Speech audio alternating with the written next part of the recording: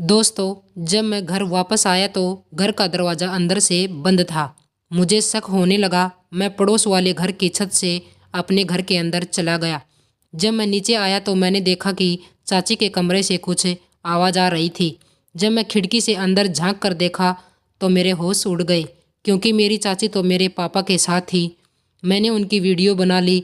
अगले दिन मैं जब वह वीडियो चाची को दिखाई तो चाची के होश उड़ गए। चाची बोली, तुम जो कहोगे मैं वह करूँगी, मगर प्लीज़ यह वीडियो किसी को मत दिखाना। फिर मैं चाची को अपने कमरे में ले गया और फिर दोस्तों, कहानी बहुत ही रोमांटिक होने वाली है, तो प्लीज़ वीडियो को अंत तक ज़रूर देखें। अगर आपको वीडियो पसंद आए तो आपसे एक छोटा सा रिक्वेस्ट है, वीडियो को लाइक करके चैनल को सब्सक्राइब ज़रूर कर लें। आगे भी आपको ऐसी ही इंटरेस्टिंग कहानी सुनने को मिलती रहेंगी।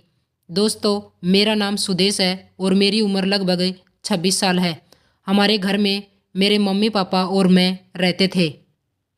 मेरे पापा आर्मी से रिटायर हो चुके थे और उन्होंने रिटायरमेंट के बाद घर में ही एक दुकान खोल ली थी। चाचा विदेश गए हुए थे। मेरी चाची देखने में बहुत सुंदर और आकर्षक थी। जब वह चलती थी तो बहुत ही आकर्षक लगती थी। मैं कभी कभी अपनी चाची के साथ मजाक कर लेता था और वह मुझे कुछ नहीं कहती थी। ऐसा लगता था कि उसे अच्छा लगता था कि कोई उससे बात कर रहा है, जिससे उसका समय अच्छी तरह से निकल जाता था। एक दिन चाची रसोई में पराठे बना रही थी और उसने मुझे आवाज़ दी, सुदेश आकर चाय के साथ पराठे खा लो। मैं जल्दी से रसोई में चला गया। चाची ने मुझे प्लेट में 2 पराठे दिए और कहा, सुदेश रसोई में ही बैठ कर खा लो। मैं रसोई में ही बैठकर पराठे खाने लगा और चाय पीने लगा। इसी दौरान हम बातें कर रहे थे। मैंने चाची से मजाक में कहा, चाची क्या आपको चाचा के बिना दिल लगता है? चाची ने कहा, सुदेश देख, पैसा भी तो ज़रूरी है, पैसे से ही सब कुछ चलता है, रिश्तेदारी भी पैसे से है और पैसे से ही इंसान रोटी खाता है। अगर चाचा यहाँ रहकर कमाते तो काम नहीं चलता, इसलिए उन्हें बाहर जाना पड़ा। मैंने कहा, चाची मैं उस बात की बात नहीं कर रहा हूँ, मैं दूसरी बात की बात कर रहा हूँ कि क्या आपका दिल यहाँ लगता है? चाची ने कहा, मैं क्या कर सकती हूँ, मुझे तो सब्र ही करना पड़ता है जब तक वह नहीं आते हैं। मैंने नाश्ता किया और कहा, चाची मैं जा रहा हूँ। चाची ने कहा, जाते समय अपने पापा से कह देना कि जाकर नाश्ता कर ले और तुम थोड़ी देर के लिए दुकान पर बैठ जाना। मैंने कहा, ठीक है चाची, मैं पापा को भेज दूंगा। मैंने पापा से कहा, चाची ने कहा है कि जाकर नाश्ता कर लें। पापा ने कहा, तुम यहाँ बैठो, मैं अभी आ रहा हूँ। पापा रसोई में नाश्ता करने चले गए। लगभग 20-25 मिनट हो गए, लेकिन पापा अभी तक वापस नहीं आए थे।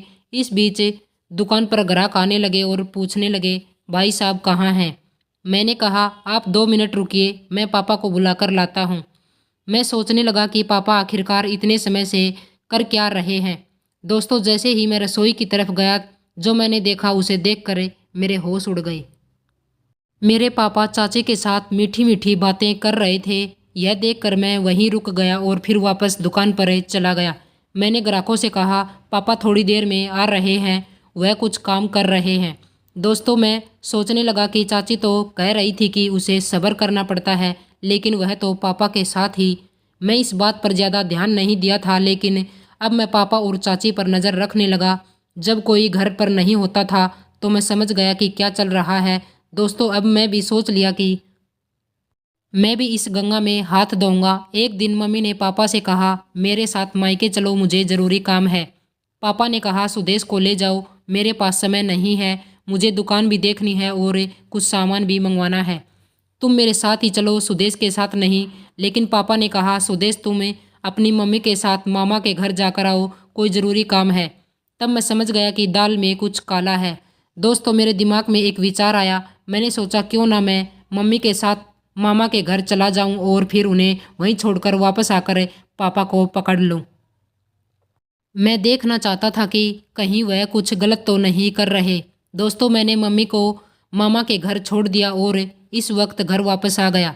जब मैं घर आया तो सबसे पहले दुकान पर गया। जब मैंने देखा कि दुकान पर शटर नीचे था तो मुझे ऐसा हुआ कि कुछ गड़बड़ है। फिर मैं घर के अंदर जाने की कोशिश की, लेकिन दरवाज़ा बंद था। मेरा शक और गहरा हो गया। मैंने पड़ोसियों के घर से होकर घर के अंदर जाने का सोच लिया। जब मैं अंदर पहुंचा तो किसी को पता नहीं था कि मैं घर में आ चुका हूं। पापा अपनी मस्ती में थे। मैंने तुरंत अपना मोबाइल निकाला और चोरी छिपे उनका वीडियो बनाने लगा। यह वीडियो मेरे लिए चाची के खिलाफ सबूत हो सकता था। मैंने 5-7 मिनट का वीडियो बनाया। आप खुद सोचिए, 5-7 का मिनट का वीडियो। तो इसके बाद मैं चुपचाप घर से निकल गया और फिर से मम्मी के पास लौट गया। मम्मी ने पूछा, सुदेश कहाँ गए थे? मैंने कहा, अपने दोस्त से मिलने गया था, वह पास में ही था। फिर हम शाम को घर के लिए निकल गए। जब हम घर पहुँचे तो अंधेरा हो चुका था। चाची सब्जी बना रही थी। फिर चाची दुकान के लिए पापा के पास आई। मैं भी वहीं बैठा था। चाची ने पापा से कहा, सब्जी बनाने के लिए कुछ सामान दे दो। पापा ने मुझे दुकान पर बैठने को कहा और खुद पिछले हिस्से में सामान लेने चले गए। पापा ने चाची से कहा, आज रात मैं तुम्हारे पास आऊँगा, मेरा दिल बहुत कर रहा है। चाची ने कहा, कोई बात नहीं, आप आ जाइए। दोस्तों, मैं यह सब सुन लिया। मैंने सोचा कि आज रात इन पर नज़र रखूँगा। रात को सब लोग खाना खाकर सोने चले गए। पहले तो मैंने सोचा कि मम्मी को सब सच बता दूं, लेकिन फिर लगा कि इससे मामला तलाक तक पहुंच सकता है। रात के करीब 11:30 बजे पापा धीरे धीरे चाची के कमरे में चले गए। चाची ने भी अपना कमरा खुला छोड़ रखा था। पापा ने कमरे का दरवाज़ा बंद कर लिया। मैंने दबे पांव उठकर पहले मम्मी को देखा। वह गहरी नींद में सो रही थी। मैंने खिड़की से झांक कर देखा, लेकिन अंदर से सिर्फ आवाज़ आ रही थी, कुछ दिखाई नहीं दे रहा था। 1 घंटे बाद पापा चाची के कमरे से बाहर आ गए और मम्मी के पास जाकर सो गए।